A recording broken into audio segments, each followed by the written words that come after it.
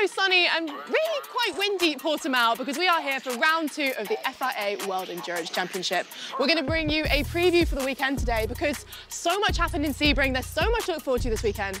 Sam, where do we even start after that incredible race we had in Sebring, right? Yeah, it was a really intriguing race. I mean, obviously we got so many questions that needed to be answered. One question that was answered super quickly was Toyota are the team to beat. We kind of thought they probably would be, but operationally they were just superb in Sebring. I think here actually it'll be a bit more of a leveler, completely different track at Portimão, smoother, a little bit of undulation. We love a bit of undulation, bit of roller coasters in our racetrack. So I think that could really bring Ferrari in particular into the picture. And I think we're also going to see Porsche and Peugeot be much improved from Florida. Well, with Portimão and Spa all in the space of just 13 days, we're heading into our own awesome April. How busy will the teams be right about now? About as busy as they have been for many years. I mean, to have 3 races in 7 weeks. It's crazy. One of them being the big one at Le Mans, 24-hour race. It's going to test every aspect of their squads. I think strengthening depth is going to be really important for the teams. Personnel, obviously the drivers, some of them are going to be running different cars, additional cars. We've got a third Porsche at Le Mans. We've got a second Cadillac at Spa and Le Mans as well, which is the news from Sebring onwards. So I think the teams will be super, super busy because between the tests, they'll be doing lots of simulator work. They'll be looking at data that they've already got from the previous races. And they'll be just focusing completely on 3 key events, which could actually really build a foundation for their championship. Well, how about we start by looking here at Portimão, and Toyota were incredibly impressive in Sebring, taking home the win. What do you think was so key to their success in Sebring? Like, where did that come from? I think it came from a combination of their experience at that level and just nailing Sebring. I mean, Sebring is a challenge that you've just got to grasp around the neck and really shake, and that's what they did. I think here's going to be slightly different because, as I mentioned, the track is smoother. It's a different kind of challenge. But Toyota have been here before, they've won here before. But on the other side, you've got Peugeot and Ferrari and Porsche who've tested here in the winter and prior to that as well in Peugeot's case.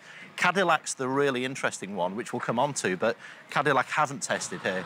Will they be on the back foot? We'll have to wait and see. Like I said, so many unanswered questions so far. Well, one thing we do know is that the Ferrari 499P is already an incredibly quick car with that impressive pole position in Sebring. Do you think we can see more success from them and just more from the Ferrari team whilst we're here? Yeah, I think we will. I think we can see, race by race, they're going to be learning so much more about the car, but also just sportingly and operationally, just how they operate during pit stops, going through the rule book, looking at the sporting rules. Getting that experience. Exactly. The experience is just absolutely vital in endurance racing. You learn every lap, you learn every pit stop. But I think they obviously have a super quick car to start with, and that's the basis usually for something quite special. I see this car, we're seeing right here, Ferrari. It is beautiful, isn't it? 499P. It's not only beautiful, but it's quick. And the other thing which I think will be really key for Ferrari is working together. You know, the team, the 2 cars working together, the 2 crews working together for the better good of this team. That's not to say that it will quell any competitive spirit, because as we saw in Sebring, that, you know, taking that pole position is 1 mark for the number 50 car. So I think Ferrari have got a lot to look forward to. They're going to be super quick at Le Mans and Monza because it's very, very slippery in a straight line. So the prancing horse is definitely on the up at the moment. Exciting times here in these 2 garages, but I also want to talk about Cadillac because whilst the result P4, it's a good start, but how do you think the team will feel about that as their opening race? I think they're pretty happy, and I think they've got a good case to be happy. Brand new car. Yes, they were testing in the last sort of 6 months of last year. They haven't tested in Europe yet, so this is a genuine bona fide debut on European soil. I think in terms of their all-round package, they proved in Sebring that they're strong, that they can take the fight to that kind of what you call the midfield of the hypercar class.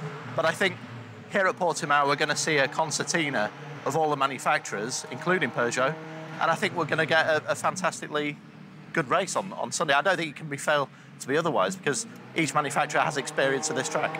And Porsche 5th and 6th in Sebring with that gorgeous 963 Hypercar. Tricky opening weekend for them. What do you think we can expect from them here? I think hopefully we can expect a bit more than Sebring. I mean, they were pretty reliable. They were quick at stages. I think in terms of their tyre, the use of their tyres, they weren't as quick as Cadillac. I think Cadillac looks stronger vehicle dynamically. So they're going to be looking to improve that aspect. I think, again, a little bit like Ferrari, getting that experience. I mean, it's funny talking about experience and Porsche, isn't it? But, you know, this is a completely new challenge, a completely new project. They need that extra experience. And I think they will look at this as... I think they'll be hoping to get on the podium here. I think they weren't quite there in Sebring, but they've got all the ingredients to make it work. I just think it's going to take probably a little bit more time to see Porsche really consistently fighting for those podiums. And now we come to Peugeot, who, despite having slightly more experience than the Porsche team in Hypercar in the most recent years, they're still struggling a little bit, but it does feel like this could be a slightly different event for them. I think so, yeah. It was always going to be super tough at Sebring. I mean, naturally, they're going to be very disappointed, not only by the pace, but particularly the reliability. They had gear actuator issues and an ignition issue. You know, they've got to really iron these out now. I mean, it's not called endurance racing for the sake of it, right? I mean, you've got to get to the checkered flag. I anticipate they'll be quicker here. I think, you know, there is ample room for a low downforce package here. I think, you know, Ferrari are going to be quick on the straights. Peugeot should be there or thereabouts. I would think that Peugeot will be in that bunch. I don't know where yet, but as we saw last year on occasions, particularly Fuji, they can mix it. You know, they can mix it with Toyota. I think their concept, understandably, is coming under some question, but they've just got to put that aside. They've got what they've got now. They've got to make it first reliable, then they've got to find a bit of extra pace, which sounds easy, but that's a lot of work to do in the next few weeks. And there's, like I said, 3 races in 7 weeks. It's, you know, time at the factory and time spent in the simulator and looking through all the data. They're going to be working 24/7. It's a lot to get done. And lastly, and by no means least, that takes us to our non-hybrid challenges. The 2 of them, Van Wall and Glickenhaus. It would be fair to say they had a tricky Sebring, but what sort of positives do you think they can take from that, and what progress can be made this weekend? Yeah, I mean, they'll be disappointed they didn't get a finish. I mean, they've shown pretty good reliability since they started racing in the WEC in 2021. I mean, they were here at Portimão in 21, and, you know, they were still finding their feet with the car. I think, again, Sebring's it's not an anomaly, but it's such a special event that it's hard to get a proper hierarchy of where things are in the hypercar class. I think Glickenhaus, you know, they can nibble at that sort of Peugeot, Porsche strata behind Toyota and Ferrari, or so we think. It'll be interesting because, like I said the last time we spoke, Olivier Pla, Romain Dumas, they've got a really, really strong set of drivers there. And I think they can get the odd flash. Whether they can sustain it and get, you know, if they can get a podium would be a massive accomplishment, considering the strength in depth of the competition. That's our hypercar category taken care of. Let's take a little look down at the LMP2s, because we've just passed the Jota Garage, who took the win in Sebring. Obviously not the points, as they're not entered for the full season. But LMP2 promises to be as strong as it has been, even into this 2023 season. Yeah. What do you expect from the rest of the LMP2 season? I mean, there's so many potential winners in that category. Yeah, I genuinely think this is going to go down to the last few laps in Bahrain. We didn't know who was going to win that category in Sebring, did we? Whether Prema were going to come in or not. There was a bit Did they sneak it, maybe? Yeah, a little bit of cat and mouse going on there. Oh, for sure. You know, there's a great story here, because it's going to be the 48 cars' final race in LMP2. You know, Mr. Da Costa's home race whilst he's at it. Of course, and he won here last time in 2021. It's going to mean a lot to him. They're going to switch over to the Porsche 963 Hypercar for Spa, but Jota will still have that car with Fittipaldi, David Heimei Hansen and Olivier Rasmussen, so they should be in and around the sort of, certainly the top of the pecking order there. Prema, who we're just here seeing where Dorian Pin dwells, she was sharp as a pin, Alexa, at Sebring. I'm wasted. Really?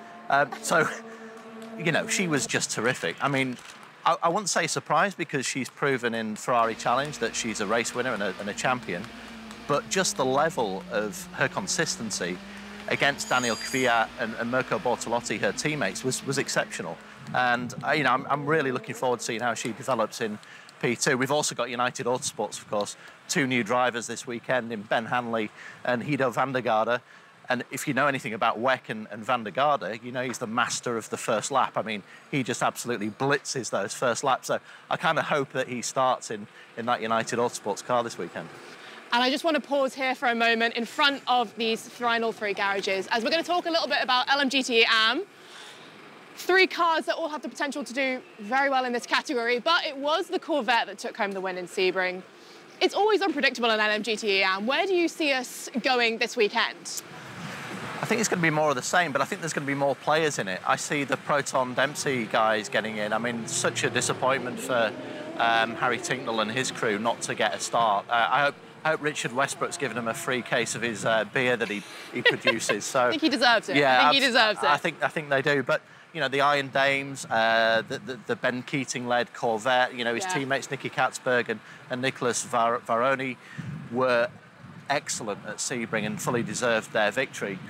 I think the Iron Dames, they just feel as though they're on the cusp of getting the big result. Close. Yeah. It's so close. Let's hope that they can do it. I think they're really close to achieving it. The way that they have found the pace and the potential of this new project for them, this Porsche, has been very impressive. And as we saw, slight mistake from Rail Frey in Sebring. So unlucky. But it did cost them. I think Ben Keating, you know, he's the only driver other than Harry Tincknell to win with 3 different manufacturers in GT racing in the WEC as well, which was a great little tick off of the box for Ben. He enjoys his racing. He's such an enthusiast. It's a great story to have him doing so well. But watch out for those Proton Porsches. I think they're going to be really nibbling away at these 2 cars we're seeing here from Iron Dames and Corvette. But isn't it great to have Corvette in amongst the Aston Martins, the Porsches and the Ferraris? Great completely. Variety. So many manufacturers, so much competition. So I'm going to finish up by asking you the worst question. Your predictions for the weekend. What are we going to see? Not the predictions. Oh, you know it. I knew it was coming. Do you know what? I think I'm going to stick my neck out and say that Ferrari will win their first race. This early on? This early. I think it'll be really close between them and Toyota here. In LMP2, I've got a feeling that Prema will come back swinging and punching. I'd love to see Dorian Pin and Daniel Kvyat and Bortolotti win that race, but again, it's almost impossible to nail down a winner in that class. In the GTE Am, again, I'm going to go for the 88 Proton Dempsey car. I think it could be a circuit that really benefits Porsche here, and yeah, there's so much to look forward to. I mean, impossible to predict a WEC race at the best of times, but here in the second round of the series, yeah, you're kind of just putting pins in the entry list in some of the classes. Brave predictions indeed, Sam. And why don't you leave your predictions for what's going to happen this weekend in the comment section down below. Thank you so much for joining us, Sam. And make sure you follow along with all of the action this weekend across the WEC app, our socials, and you can catch the WEC debrief next week. Thank you so much for watching. We'll see you next time. For my wins, I need my hands. This life is real.